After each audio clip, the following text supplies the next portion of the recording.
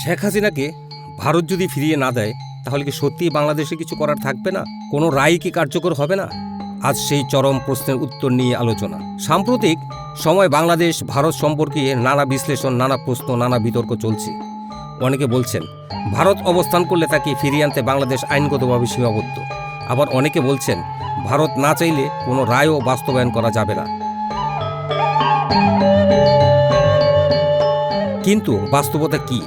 আন্তর্জাতিক নিয়মে কোনো দেশ একটি স্বাধীন রাষ্ট্রের নাগরিককে ফেরত পাঠাতে বাধ্য নয়, যদি না দুই দেশের মধ্যে এক্সট্রাডিশন চুক্তি, রাজনৈতিক সদিচ্ছা বা বিশেষ সমঝোতা থাকে। বাংলাদেশ ভারত এখানে সিদ্ধান্ত দেয় আদালত নয়, কূটনীতিক। এটাই বড় সত্য। তাই কেউ যদি বলে ভারত না দিলে রায় কার্যকর হবে না, তা সরাসরি ভুল নয়, আবার সম্পূর্ণ সত্যও নয়।